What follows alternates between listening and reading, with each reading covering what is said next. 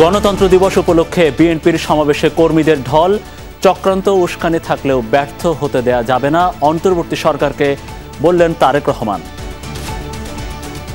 Mafia চক্রের beneficiary অপশক্তি প্রশাসনের ভেতরে থেকে অন্তর্বর্তীকালীন সরকারকে চ্যালেঞ্জ ছুড়ে দেওয়ার অপচেষ্টা কিন্তু অব্যাহত রেখেছে। নানা রকমের উস্কানিকেও জনগণ অন্তর্বর্তীকালীন সরকারকে ব্যর্থ হতে দেবে না। রাজনৈতিক দল গড়ার অভিলাষ নেই বৈষম্য বিরোধী আন্দোলনের, বললেন আসিফ মাহমুদ। শহীদরা কোনো দল বা মত কিংবা কোনো গোষ্ঠীর নয়, মন্তব্য নাহিদ ইসলাম। এখনই রাজনৈতিক দল খোলার কোনো অভিপ্রায় আমাদের নেই এবং এই অন্তর্বর্তীকালীন সরকারে যারা আছেন কারোই ক্ষমতার অভিলাষ নেই। শেখ হাসিনা কোন স্ট্যাটাসে ভারতে আছেন জানতে চায়নি এখনো সরকার, জানালেন উপদেষ্টা। বাংলাদেশের সাথে স্থিতিশীল সম্পর্ক চায় দিল্লি, বলছেন জয়শঙ্কর। উত্তরায় শিক্ষার্থী হত্যায় শেখ হাসিনাকে প্রধান আসামি করে ট্রাইব্যুনালে অভিযোগ। পৃথক মামলায় রিমান্ডে মোজাম্মেল বাবু, শ্যামল দত্ত ও শাহরিয়ার কবির।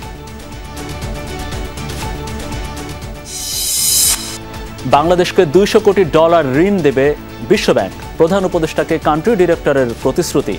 পাচার হওয়া অর্থ ফেরতে সহায়তার আশ্বাস। পদ্মা সেতুর মুরাল আর উদ্বোধনে অস্বাভাবিক খরচের বিষয়ে খোঁজ নিচ্ছে অন্তর্বর্তীকালীন সরকার।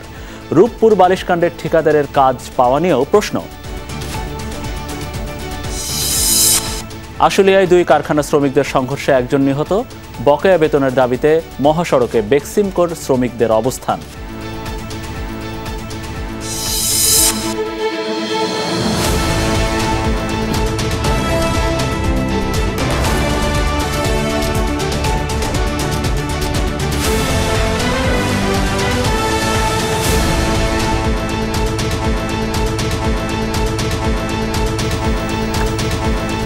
দর্শক, আপনাদের সবাইকে শুভেচ্ছা, আমন্ত্রণ আমাদের সন্ধ্যার বাংলাদেশের আয়োজনে। আপনাদের সাথে আছি আমি মনিরুল ইসলাম। এতক্ষণ শিরোনাম দেখছিলেন, এবারে বিস্তারিত খবর। অন্তর্বর্তী সরকারকে চ্যালেঞ্জ ছুড়ে দেওয়ার অপচেষ্টা চালিয়ে যাচ্ছে বিগত মাফিয়া সরকারের সুবিধাভোগীরা। রাজধানীর নয়াপল্টনে বিএনপির কেন্দ্রীয় কার্যালয়ের সামনে বিএনপির সমাবেশে ভার্চুয়ালি যোগ দিয়ে এই মন্তব্য করেছেন দলটির ভারপ্রাপ্ত চেয়ারম্যান তারেক রহমান। তিনি বলেছেন, দেশি বিদেশি চক্রান্ত ও উস্কানির মধ্যে অন্তর্বর্তী সরকারকে ব্যর্থ হতে দেয়া যাবে না। বর্তমান সরকার নিজেরাই যেন ব্যর্থতার কারণ না হয়ে দাঁড়ায় সে বিষয়েও সতর্ক থাকার পরামর্শ দিয়েছেন তারেক রহমান। বলেছেন, নির্বাচনের মাধ্যমে সরকার গঠন এবং সংসদই এই সরকারের প্রধান লক্ষ্য হওয়া উচিত। আন্তর্জাতিক গণতন্ত্র দিবস উপলক্ষে বিএনপির এ সমাবেশ। সকাল থেকেই সভাস্থলে খণ্ড খণ্ড মিছিল নিয়ে হাজির হন নেতাকর্মীরা। ঢাকা মহানগর উত্তর দক্ষিণ ছাড়াও আশপাশের জেলা ও মহানগর থেকে যোগ দেন নেতাকর্মী সমর্থকরা। হাতে রং বেরঙের প্লেকার্ড আর কণ্ঠে নানা স্লোগান। দুপুরের পর আনুষ্ঠানিকভাবে শুরু হয় সমাবেশ। বক্তব্য রাখেন শীর্ষ নেতারা। দলের মহাসচিব মির্জা ফখরুল ইসলাম আলমগীর বলেন, ছাত্র জনতার আত্মত্যাগের মধ্য দিয়ে গণতান্ত্রিক রাষ্ট্র বিনির্মাণের সুযোগ পাওয়া গেছে, তবে এখনও ফ্যাসিবাদের দোসররা রয়ে গেছে অভিযোগ তার। ফ্যাসিবাদী আওয়ামী লীগ সরকার, শেখ হাসিনা সরকার যখন দীর্ঘ 16 বছর ধরে এই দেশের জনগণের উপরে স্টিম রোলার চালিয়ে গেছে, সেই স্টিম রোলারকে উপেক্ষা করে বাংলাদেশ জাতীয়তাবাদী দল যার প্রতিষ্ঠাতা ছিলেন শহীদ জিয়াউর রহমান দীর্ঘ সংগ্রাম করে আমরা আজকে একটা মুক্ত পরিবেশে উপস্থিত হয়েছি। সমাবেশে ভার্চুয়ালি যুক্ত হন দলের ভারপ্রাপ্ত চেয়ারম্যান তারেক রহমান।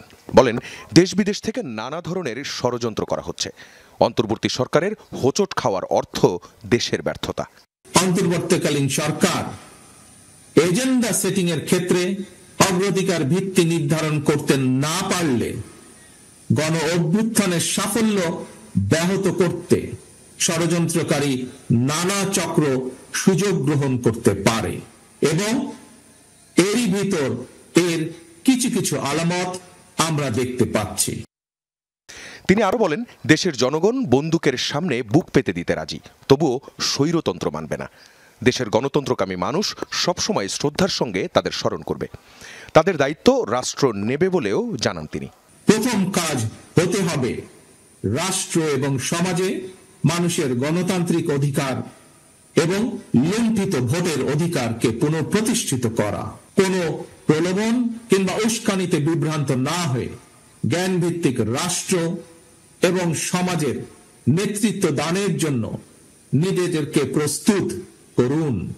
তারেক রহমানের আশা, সংস্কার কার্যক্রমের পথ ধরে নির্বাচনী রোডম্যাপে উঠবে বাংলাদেশ। আখলাকুস সাফা, যমুনা নিউজ, ঢাকা। ছাত্র জনতার বিপ্লবের মধ্য দিয়ে স্বৈরাচারের পতন হলেও এখনও প্রতিষ্ঠিত হয়নি কাঙ্ক্ষিত গণতন্ত্র, এমনটাই মনে করেন বিএনপির মাঠ পর্যায়ের নেতাকর্মী বা সমর্থকরা। তাই গণতন্ত্র পুনরুদ্ধারের লড়াইয়ে রাজপথে থাকতে চান তারা। দাবি, যত দ্রুত সম্ভব বিএনপি নেতাকর্মীদের বিরুদ্ধে দেয়া মিথ্যা মামলা প্রত্যাহার করতে হবে, নিশ্চিত করতে হবে ভোটাধিকার।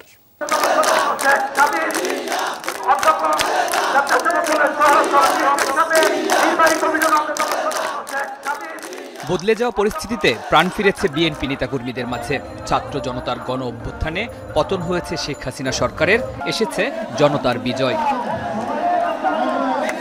কিন্তু প্রশ্ন হলো, পরিবর্তিত বাস্তবতায় কতটা পূরণ হয়েছে গণতন্ত্রের আকাঙ্ক্ষা? স্বৈরাচারের পতন হয়েছে, কিন্তু এখনো গণতন্ত্র প্রতিষ্ঠা হয়নি। গণতন্ত্র প্রতিষ্ঠা তখনই হবে যখন অবাধ সুষ্ঠু ভোটাধিকার এর একটা নির্বাচন হবে। ফ্যাসিস্টদের পতন হয়েছে, কিন্তু তাদের দোসররা এখনো এই দেশে আছে। তাদেরকে ধরে আইনের আওতায় এনে তাদেরকে বিচার করার জন্য আহ্বান জানাবো। বিএনপির মাঠ পর্যায়ের নেতাকর্মীরা মনে করেন, আন্দোলনের সুফল তখনই সবার ঘরে পৌঁছবে যখন রাষ্ট্র পরিচালনায় জনমতের প্রতিফলন থাকবে। অবিলম্বে মিথ্যা ও রাজনৈতিক মামলা প্রত্যাহারের দাবি জানান তারা। আমরা আন্দোলন করেছি, সেই আন্দোলনে আমাদের বহু ভাইদেরকে হত্যা করা হয়েছে, গুম করা হয়েছে, লক্ষ লক্ষ নেতা কর্মীদের নামে মিথ্যা মামলা দিয়ে হয়রানি করা হয়েছে। আমি বিশ্বাস করি এই গণতান্ত্রিক সরকার, অর্থাৎ তত্ত্বাবধায়ক সরকার যেটা এসেছে, অন্তর্বর্তীকালীন সরকার এসেছে, আমাদের এই অবৈধ মামলাগুলো তারা প্রত্যাহার করবে। কেন্দ্রীয় নেতারা বলেন, দমন পীড়নের পথে না হেঁটে রাজনৈতিকভাবে বিএনপিকে মোকাবেলা করলে এত করুণ পরিণতি হতো না আওয়ামী লীগ সরকারের।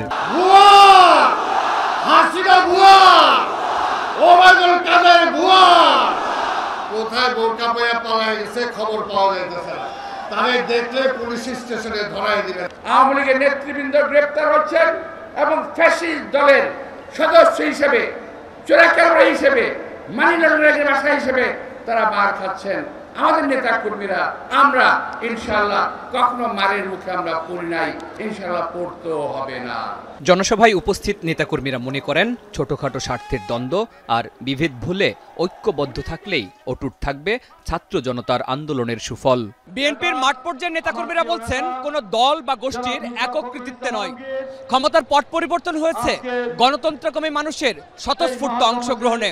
তাই কারো অবদানকে খাটো করা যাবে না, বরং সবাইকে নিয়ে ঐক্যবদ্ধভাবে এগিয়ে যেতে হবে, নিশ্চিত করতে হবে, মসৃণ করতে হবে গণতন্ত্রের পথ চলা। শরীফুল ইসলাম খান, যমুনা নিউজ, ঢাকা। রাজনৈতিক দল গঠনের কোনো অভিলাষ নেই বৈষম্য বিরোধী ছাত্র আন্দোলনের, জানিয়েছেন শ্রম ও কর্মসংস্থান মন্ত্রণালয়ের উপদেষ্টা আসিফ মাহমুদ সজীব ভুইয়া। সকালে রাজশাহীতে তিনি বলেছেন, রাষ্ট্রীয় দায়িত্ব শেষে সবাই যে যার পেশায় ফিরে যান। বলেছেন, নির্বাচন ও ক্ষমতার পালাবদলের জন্য জনগণ অভ্যুত্থানে অংশ নেয়নি, তারা ফ্যাসিবাদের বিলুপ্তি চেয়ে রাস্তায় নেমেছিল। সেই লক্ষ্যে কাজ করছে অন্তর্বর্তীকালীন সরকার। জনগণের ম্যান্ডেটেই চলছে সংস্কার। বিভিন্ন রাজনৈতিক দলের সাথে যেন ভুল বোঝাবুঝির সৃষ্টি না হয় সেজন্য বৈঠক হচ্ছে। রাষ্ট্র সংস্কার শেষে নির্বাচন নিয়ে ক্ষমতা হস্তান্তর করা হবে বলে জানান উপদেষ্টা আসিফ মাহমুদ। এখনই রাজনৈতিক দল খোলার কোনো অভিপ্রায় আমাদের নেই, এবং এই অন্তর্বর্তীকালীন সরকারে যারা আছেন কারোই ক্ষমতার অভিলাষ নেই। আপনারা জানেন, সবারই যার যার পেশাগত জীবন আছে এবং সবাই সেখানে ফিরে যেতে চায়, কিন্তু দেশের মানুষ একটি অভ্যুত্থানের মধ্য দিয়ে যে দায়িত্বটাই অন্তর্বর্তীকালীন সরকারকে দিয়েছে সেটি যথাযথভাবে পালন করে মানুষের সেই আশা আকাঙ্ক্ষার প্রতিফলন ঘটিয়ে একটি নির্বাচনের মাধ্যমে একটি গণতান্ত্রিক সরকারের হাতে ক্ষমতা হস্তান্তর করাই আমাদের লক্ষ্য। শহীদদের কোনো দলীয় পরিচয় হতে পারে না, এই মন্তব্য করেছেন তথ্য ও সম্প্রচার উপদেষ্টা নাহিদ ইসলাম। বলেছেন, বৈষম্য বিরোধী আন্দোলনের কোনো দল বা মত বা গোষ্ঠীর নয়। বিকেলে রাজধানীর বনানীতে শহীদদের স্মরণ সভায় যোগ দিয়ে একথা বলেছেন নাহিদ। আইসিটি উপদেষ্টা বলেছেন, আন্দোলনের রূপকার মাস্টার মাইন্ড আমরা নই, বরং পুরো কৃতিত্ব শহীদদের। তাই সবাইকে অভ্যুত্থানে শহীদদের চেতনা ধরে রাখার আহ্বান জানান নাহিদ ইসলাম। বলেন, নতুন সংবিধানে শহীদদের চেতনাকে অন্তর্ভুক্ত করতে হবে। নাহিদ ইসলাম বলেন, দেশের পাশাপাশি সমাজ ও ব্যক্তির মানসিকতায় পরিবর্তন আনতে হবে। নতুন বাংলাদেশে কথা বলার অধিকার থাকবে, মানবাধিকার, ভোটাধিকার থাকবে জানান তিনি। বলেন, এমন একটা রাজনৈতিক বন্দোবস্ত করতে হবে যেন আর কোনো স্বৈরাচার ফিরে না আসতে পারে। আমরা যদি এই অভ্যুত্থানকে কোনো দলীয় জায়গা থেকে, কোনো গোষ্ঠীর জায়গা থেকে, কোনো ব্যক্তির জায়গা থেকে ব্যাখ্যা না করি, এই অভ্যুত্থান কিন্তু কোনো দলের নয়, মতের নয়, কোনো গোষ্ঠীর নয়। এই অভ্যুত্থানটি সমগ্র বাংলাদেশের মানুষ ঐক্যবদ্ধ হয়েছিল এই ফ্যাসিস্টদেরকে, স্বৈরাচারকে প্রতিহত করতে। ফলে শহীদের কোনো দলীয় পরিচয় হতে পারে না। কোন স্ট্যাটাসে সাবেক প্রধানমন্ত্রী শেখ হাসিনা ভারতে আছেন তা এখনও জানতে চায়নি বাংলাদেশের অন্তর্বর্তীকালীন সরকার। একথা জানিয়েছেন পররাষ্ট্র উপদেষ্টা। বলেছেন, ভারতে ৪৫ দিন পার হলে আওয়ামী লীগ সভাপতির কী হবে তা সেই দেশের ইস্যু। তবে সব কিছু যে আইন দিয়ে হয় না তা স্মরণ করিয়ে দিয়েছেন পররাষ্ট্র উপদেষ্টা তৌহিদ হোসেন।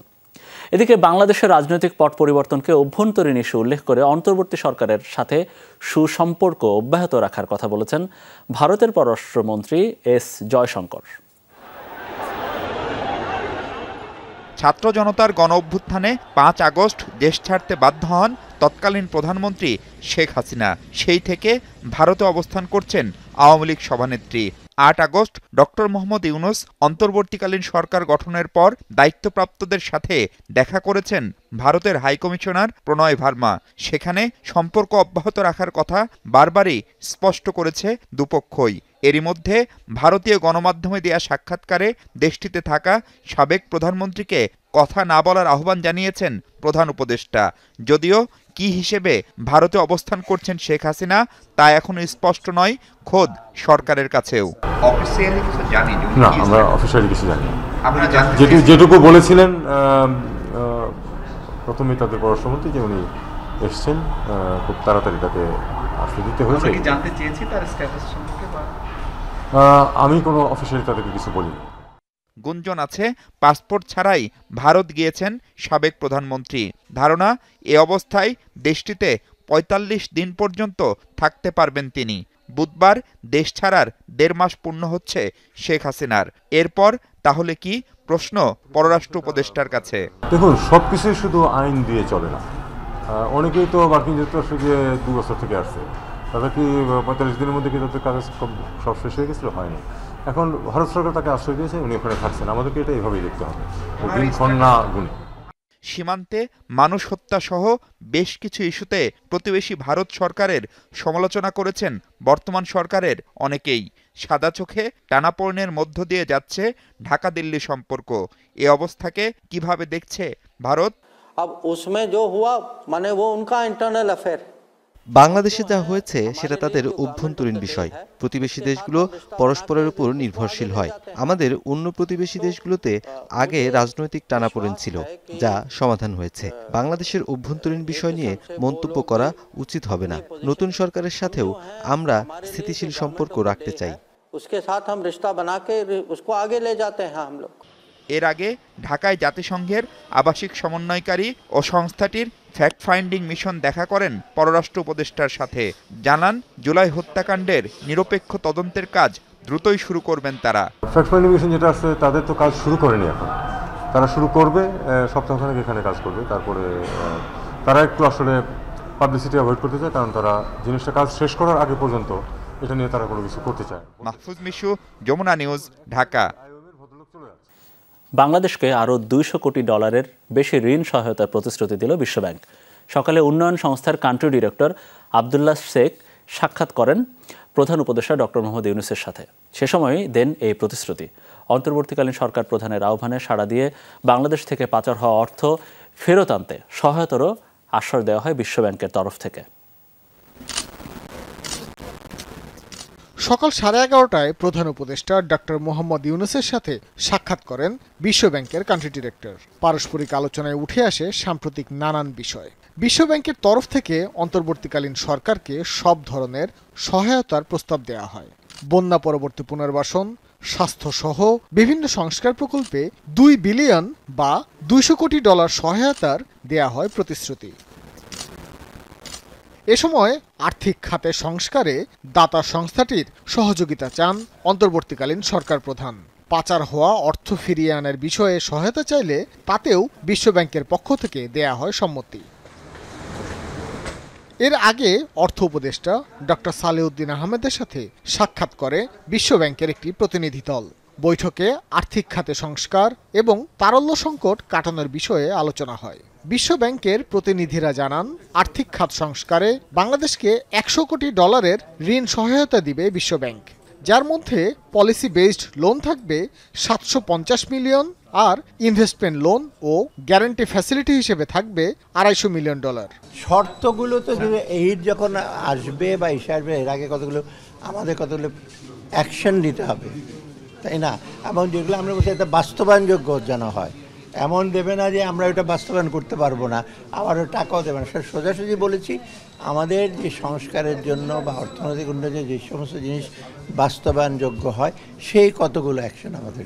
আগামী ডিসেম্বরের মধ্যে বিশ্বব্যাংকের বোর্ডে এই ঋণ অনুমোদন হওয়ার কথা অর্থ উপদেষ্টাকে অবহিত করেছে বিশ্বব্যাংকের প্রতিনিধি দল। ভাস্কর ভাদুরী, যমুনা নিউজ, ঢাকা। ছাত্র জনতার আন্দোলনে যে হত্যাগুলো বেশি স্পর্শকাতর আর নির্মম, আপাতত সেগুলোই তদন্তে অগ্রাধিকার পাবে, জানিয়েছেন আন্তর্জাতিক অপরাধ ট্রাইব্যুনালের chief prosecutor advocate Tajul Islam. এদিকে প্রসিকিউশনে আজ অভিযোগ দায়ের করেছেন 19 জুলাই উত্তরায় পুলিশের গুলিতে নিহত একাদশ শ্রেণীর শিক্ষার্থী সাব্বিরের বাবা। এখন পর্যন্ত 9টি অভিযোগ দায়ের হয়েছে আন্তর্জাতিক অপরাধ ট্রাইব্যুনালের প্রসিকিউশনে।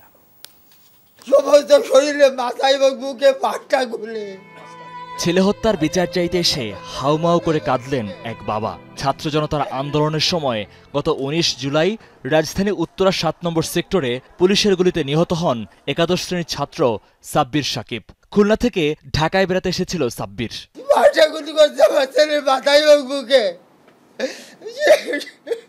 সন্তান হারানোই শেষ নয়। সাব্বিরের বাবার অভিযোগ, মরদেহ নিয়ে গ্রামের বাড়ি ফেরার পথে হামলা চালায় যুবলীগ ছাত্রলীগ। ভাই লাশ, ভাই লাশ, ভাই আমাকে ছেড়ে দেন, ভাই আমার গরিতে লাশ, আমার গরিকে লাশ, এইভাবে ছেলে বলতেছিলাম।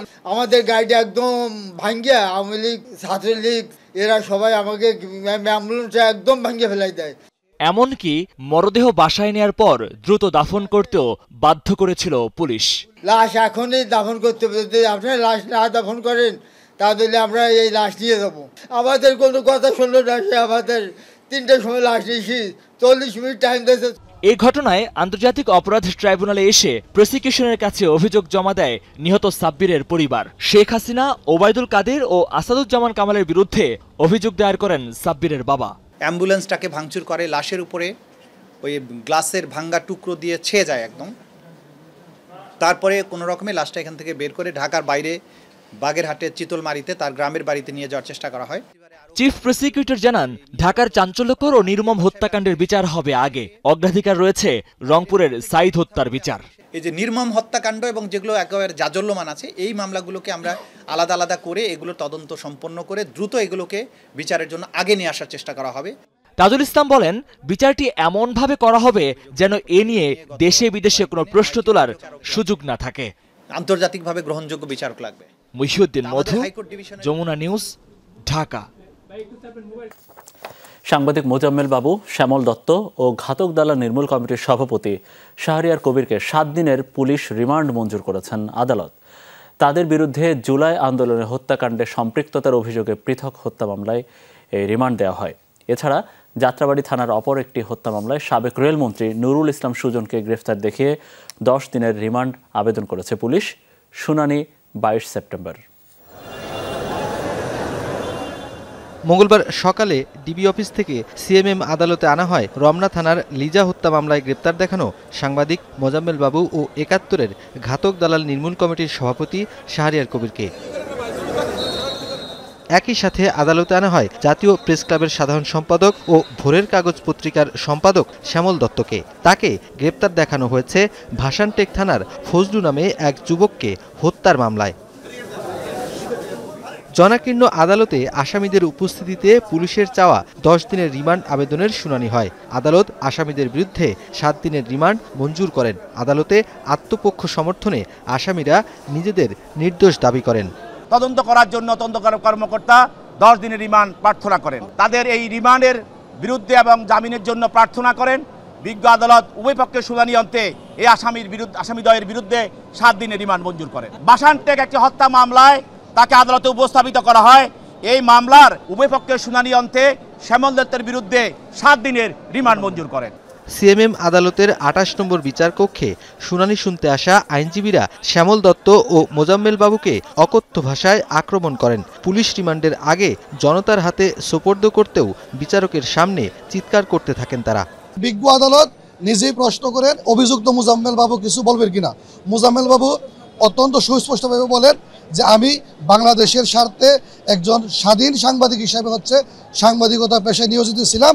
আমরা সংক্ষুব্ধ এবং বিক্ষুব্ধ, আমরা ন্যায় বিচার পাই নাই এবং উচ্চ আদালতে আমরা ন্যায় বিচারের জন্য যাব। সাবেক রেলমন্ত্রী নুরুল ইসলাম সুজনকে ইমরান নামে এক শিক্ষার্থীকে হত্যার ঘটনায় যাত্রাবাড়ী থানার মামলায় গ্রেপ্তার দেখানো হয়। হাজির করে পুলিশ 5 দিনের রিমান্ড চাইলে সিএমএম আদালত 3 দিন মঞ্জুর করেন। বিকেলে ফের আদালতে হাজির করা হয় নুরুল ইসলাম সুজনকে। বাতিল করা হয় সেই রিমান্ড। মির্জা আব্বাসকে হত্যা চেষ্টার অভিযোগে শাহবাগ থানার মামলায় ওয়ার্কার্স পার্টির সভাপতি রাশেদ খান মেননকে 3 দিনের রিমান্ড দেওয়া হয়েছে। নতুন মামলায় গ্রেপ্তার দেখিয়ে সাবেক আইজিপি শহীদুল হক ও আব্দুল্লাহ মামুনের ফের রিমান্ড চেয়েছে পুলিশ। নুরনবী সরকার, যমুনা নিউজ, ঢাকা। মাজার ভাঙা ফৌজদারি অপরাধ, নিজ হাতে আইন তুলে না নেয়ার অধিকার ইসলাম কাউকে দেয়নি, এই মন্তব্য করেছেন চিন্তক ও কবি ফরহাদ মজহার। দুপুরে হাইকোর্টের সামনে আয়োজিত মাজার ভাঙার প্রতিবাদে গণপ্রতিরোধ যাত্রার শুরুতে এসব কথা বলেন তিনি। এ সময় আরও বলেন, মাজার সম্পর্কে নেতিবাচক তত্ত্ব ছড়াতে কিছুটা হলেও সেকুলাররা দায়ী। পরে আয়োজকদের পক্ষ থেকে 5 দফা দাবি তুলে ধরা হয়, যেখানে বলা হয় সব মাজার ও দরবারের নিরাপত্তা নিশ্চিত করতে হবে সরকারকে, মব জাস্টিস, মোরাল পুলিশিং এবং নারী বিদ্বেষী প্রচারণা বন্ধে সরকারকে কঠোর হওয়ার দাবি জানান তারা। পরে গণপ্রতিরোধ যাত্রা করে সচিবালয় অভিমুখে যায়, যেখানে বাম রাজনৈতিক দলের নেতাকর্মীদের অংশ নিতে দেখা যায়। বাংলাদেশে যারা মাজার ভেঙেছে, আমাদের শায়েখরা, আমাদের শ্রদ্ধাভাজন যারা ধর্ম সম্পর্কে আমাদেরকে অনেক ভালো জানেন, তারা পরিষ্কার আমাদেরকে বলেছেন, আমাদেরকে দেখান কোন আলেম বলেছে মাজার ভাঙতে হবে। আপনারা কারা, কোথা থেকে এসছেন, আপনারা কোন ইসলামের ধ্বজা নিয়ে আপনারা দাঁড়িয়েছেন যে আপনারা মাজার ভাঙতে নিয়েছেন। পদ্মা সেতুর 2 প্রান্তের 2টি মিউরাল আর উদ্বোধনী স্থাপনার নির্মাণে অস্বাভাবিক ব্যয়ের বিস্তারিত জানতে চায় অন্তর্বর্তীকালীন সরকার। এরই মধ্যে নির্বাহী প্রকৌশলীকে তাড়া দিয়েছেন যোগাযোগ উপদেষ্টা। প্রকল্পের অংশই ছিল না সেগুলো। উদ্বোধনের তাড়াহুড়োই কোনো টেন্ডার ছাড়াই এমন এক প্রতিষ্ঠানকে কাজ দেওয়া হয় যারা ঘটিয়েছিল রূপপুরের পারমাণবিক বিদ্যুৎ কেন্দ্রের বালিশ কাণ্ড। পুরো টাকা তুলেও নিয়েছে প্রতিষ্ঠানটি। আখলাকুস সাফার রিপোর্ট।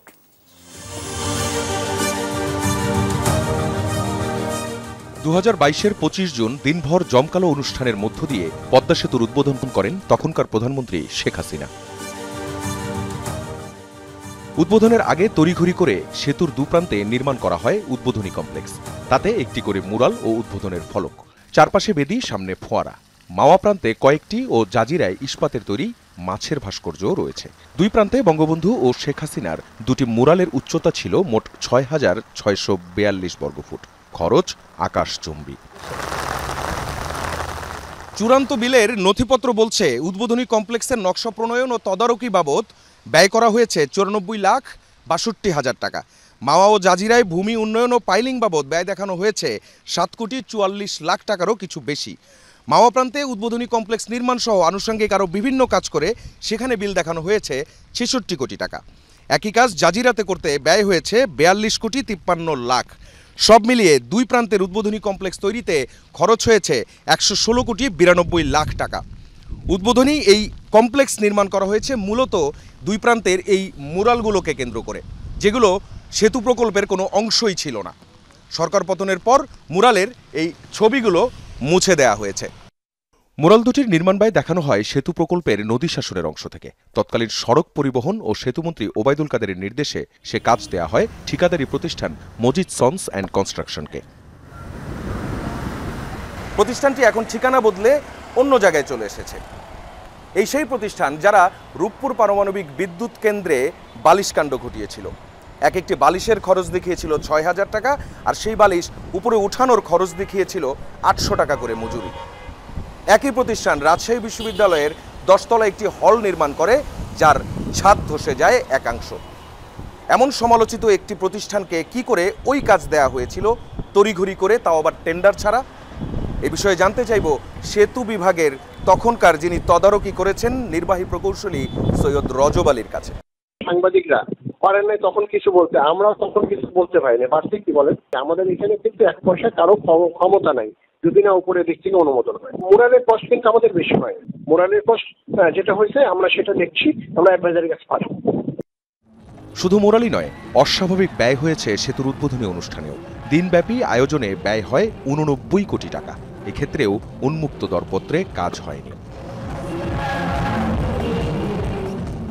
আখলাকুস সাফা, যমুনা নিউজ, ঢাকা। অর্থনীতির নানা তথ্য বা পরিসংখ্যান নিয়ে বিদায়ী সরকারের যে ধারণা বা প্রাক্কলন ছিল তার ভিত্তি বেশ দুর্বল। অনেক সময় নানামুখী চাপে সঠিক তথ্যও দিতে পারতেন না কর্মকর্তারা। একথা জানিয়েছেন শ্বেতপত্র প্রণয়ন কমিটির প্রধান ডক্টর দেবপ্রিয় ভট্টাচার্য। তিনি জানিয়েছেন, জিডিপি মূল্যস্ফীতির মতো পরিসংখ্যান হিসেবের কৌশল খতিয়ে দেখছে তার কমিটি। সরকারের জন্য তথ্য তৈরি ও পরিবেশন করে এমন ২৪টি দপ্তরের প্রতিনিধিদের তলব করে অন্তর্বর্তী সরকারের অর্থনৈতিক শ্বেতপত্র প্রণয়ন কমিটি। যোগ দেন রাজস্ব বোর্ড, পরিসংখ্যান ব্যুরো, বিআইডিএস, বিডা, বিসি, কৃষি মন্ত্রণালয় সহ বিভিন্ন সংস্থার কর্মকর্তারা। কমিটি জানিয়েছে, এতদিন ভয় আর চাপে সঠিক তথ্য দিতে পারেনি সংস্থাগুলো। যেই সমস্ত প্রাক্কলনগুলো করা হয় সেই প্রাক্কলনগুলোর বস্তুগত ভিত্তি অত্যন্ত দুর্বল। অনেক সময় যারা প্রাক্কলন তৈরি করেছেন তারা অসহায় বোধ করেছেন, ওই প্রাক্কলন দিতে বাধ্য হয়েছেন। এই কথাটা অনেক বড়ভাবে এসেছে। ঠিক বললাম কিনা? এইটা একটা ওনাদের অসহায়ত্বটা ওনারা আজকে বলেছেন। ডক্টর দেবপ্রিয় জানান, উন্মুক্ত তথ্য উপাত্ত দেওয়ার আবেদনে ব্যাপক সাড়া পাওয়া গেছে। পাশাপাশি বিগত সরকারের করা বিভিন্ন চুক্তি খতিয়ে দেখবে কমিটি। পরিকল্পনার কাজ শেষ হয়ে গেছে, আমরা এখন লেখার দিকে আগাচ্ছি এবং এর পাশাপাশি বিভিন্ন ধরনের অংশীজনের সাথে আলোচনা করব। আপনারা জেনে খুশি হবেন যে আমাদের আমরা উন্মুক্ত আহ্বান জানিয়েছিলাম জমা দেওয়ার জন্য নাগরিকদের বা সংশ্লিষ্ট ব্যক্তিদের, অত্যন্ত ভালো সাড়া পাওয়া গেছে। অর্থনৈতিক অনিয়ম যাচাই রাজধানীর বাইরে কয়েকটি জেলায় টাউন হল বৈঠক করার কথা ভাবছে শ্বেতপত্র প্রণয়ন কমিটি। তৌহিদ হোসেন, যমুনা নিউজ, ঢাকা। বন্ধ কারখানা খুলে দেওয়া সহ নানা দাবিতে আজও বিক্ষোভ হয়েছে শিল্পাঞ্চলে। আসলে শ্রমিকদের দুই গ্রুপের সংঘর্ষে নিহত হয়েছেন একজন। গাজীপুরে কয়েকটি কারখানার শ্রমিকরা সড়কে বিক্ষোভ করায় চরম ভোগান্তি পোহাতে হয় যাত্রীদের।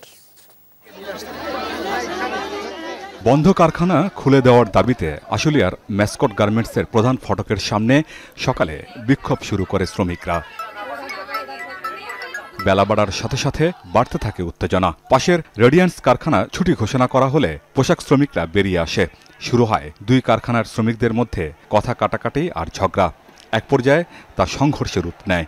ছোড়া হয় ইট পাটকেল। ইটের আঘাতে নিহত হন ম্যাসকট কারখানার কর্মী রোকেয়া বেগম। আহত হন বেশ কয়েকজন। নাক মুখ দিয়ে রক্ত বাইরে এলো, ওনাকে ৪-৫ জন ধরলো, মেডিকেলে নিয়ে গেল। কেন আমাদের শ্রমিক ম্যাসকটের শ্রমিক মরবে কেন? বাইরে থেকে পোলা পান এনে আমাদের শ্রমিকরা লাঠি দিয়ে মারিছে। রেডিয়ান্সের নতুন বিল্ডিং এর 7 তলা থেকে ইট মারছে। এরা কেন করলো? আমরা রেডিয়ান্সের মালিকেরও বিচার চাই, আমাদের মালিকেরও বিচার চাই, কঠোর বিচার চাই। তার পরিবারের সাথে কথা বলছি, তার যে ক্ষতি হয়ে গেছে সেটা আমরা কেউ দিতে পারবো না। তারপরও ইয়াস্বরূপ আমরা ৫ লক্ষ টাকা তাকে দিছি এবং পরবর্তীতে ফ্যাক্টরিটা যাতে আরও সুন্দরভাবে চলে, এই ধরনের আর যদি কোনো ঘটনা না ঘটে সেটার জন্য আমরা প্রায় ২০-২৫ জন ওয়ার্কারের সাথে কথা বলেছি। আমরা আশা করি শনিবার থেকে ফ্যাক্টরিটা সুন্দরভাবে চলবে।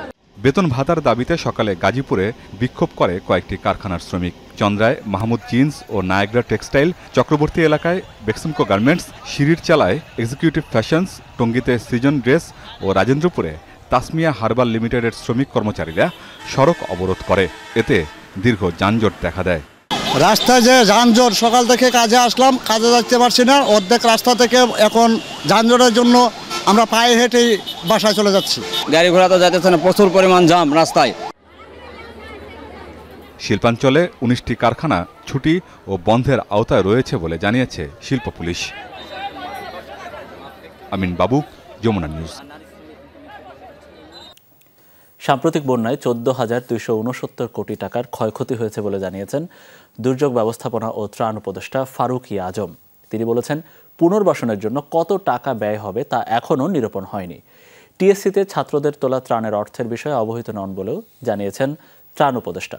অন্যদিকে প্রাথমিক শিক্ষা উপদেষ্টা বলেছেন, 1 সপ্তাহের মধ্যে বন্যায় ক্ষতিগ্রস্তরা বই পাবেন। স্মরণকালের ভয়াবহ বন্যায় আক্রান্ত হয়েছিল দেশের দক্ষিণ পূর্বাঞ্চলের 11 জেলা। এতে ক্ষয়ক্ষতির পরিমাণ নিরূপণ করেছে দুর্যোগ ব্যবস্থাপনা ও ত্রাণ মন্ত্রণালয়। সে অনুযায়ী বন্যায় প্রায় 9,42,000 মানুষ ক্ষতিগ্রস্ত হয়েছে, মারা গেছেন 74 জন। আর সার্বিকভাবে ক্ষয়ক্ষতির পরিমাণ 14,269 কোটি 68 লাখ টাকার মতো। উপদেষ্টা বলেন, পুনর্বাসন প্রক্রিয়ায় কত টাকা লাগবে তা এখনও নিরূপণ হয়নি। পুনর্বাসন প্রক্রিয়া অলরেডি শুরু হয়েছে মাঠ পর্যায়ে। এটার জন্য কমিটি গঠন করা হয়েছে। এরা সম্পূর্ণ বিষয়টি, পুনর্বাসন প্রক্রিয়াটি তারা মনিটরও করবেন এবং তারা উদ্যোগ আয়োজনগুলো সম্পন্নও করবেন। বন্যার্তদের সহায়তায় ত্রাণ মন্ত্রণালয়ের মাধ্যমে প্রধান উপদেষ্টার ত্রাণ তহবিলে 79,52,07,522 টাকা জমা পড়েছে। এক প্রশ্নের জবাবে ত্রাণ উপদেষ্টা বলেন, ছাত্রদের উদ্যোগে টিএসসিতে তোলা ত্রাণ সহায়তার বিষয়ে তিনি জানেন না। এটা আমার কোনো ধারণা নেই, তাদের কাছে জানতে চাইব। আর তাদের যে এইটা সংশ্লিষ্ট যারা এটার সাথে আছে তারা যা বলবেন সেটাও আপনাদেরকে জানাবো। এর আগে প্রাথমিক ও গণশিক্ষা মন্ত্রণালয়ের কর্মকর্তা কর্মচারীদের একদিনের বেতনের 20 কোটি 50 লাখ টাকা তুলে দেওয়া হয় ত্রাণ উপদেষ্টার হাতে। এ সময় প্রাথমিক শিক্ষা উপদেষ্টা বলেন, বন্যা আক্রান্ত এলাকায় 1 মাসের মধ্যে শিক্ষা কার্যক্রম স্বাভাবিক হবে। 1 সপ্তাহের মধ্যেই আমাদের সব শিশুরা তাদের পাঠ্যপুস্তক এবং শিক্ষা উপকরণ পেয়ে যাবে এবং 1 মাসের মধ্যেই আমাদের বন্যার যে ক্ষতিগ্রস্ত হয়েছে বিদ্যালয়গুলো এবং আসবাবপত্রগুলো সেগুলো সব ঠিকঠাক হয়ে যাবে। প্রাথমিক শিক্ষা উপদেষ্টা জানান, বন্যায় 2,772টি স্কুল ক্ষতিগ্রস্ত হয়েছে। সার্বিকভাবে প্রাথমিক শিক্ষা খাতে ক্ষতি হয়েছে 32 কোটি টাকা। আলমগীর স্বপন, যমুনা নিউজ, ঢাকা। মোবাইল আর্থিক সেবাদাতা প্রতিষ্ঠান নগদে বাংলাদেশ ব্যাংকের প্রশাসক নিয়োগ কেন অবৈধ হবে না জানতে চেয়ে রুল জারি করেছেন হাইকোর্ট। মঙ্গলবার বিচারপতি ফারাহ মাহবুব ও বিচারপতি মোহাম্মদ মাহবুবুল ইসলামের সমন্বয়ে গঠিত হাইকোর্ট বেঞ্চ এই আদেশ দিয়েছে। নগদের নির্বাহী পরিচালক মোহাম্মদ সাফায়েত আলমের দায়ের করা এক রিট পিটিশনের প্রেক্ষিতে রুল জারি করে হাইকোর্ট। আগামী 10 দিনের মধ্যে এ বিষয়ে বাংলাদেশ ব্যাংকের গভর্নর এবং অর্থ সচিবকে জবাব দেওয়ার জন্য সময় বেঁধে দিয়েছেন উচ্চ আদালত। গত 10 সেপ্টেম্বর উচ্চ আদালতে রিটটি দায়ের করেন ব্যারিস্টার নওশাদ জামির। এর আগে গত 21 আগস্ট বাংলাদেশ ব্যাংকের পরিচালক মোহাম্মদ বদিউজ্জামান দিদারকে প্রশাসক হিসেবে নগদের প্রশাসক হিসেবে নিয়োগ দেওয়া হয়। একই সঙ্গে আরও 6 জনকে প্রশাসকের সহকারী হিসেবেও নগদে পাঠায় বাংলাদেশ ব্যাংক।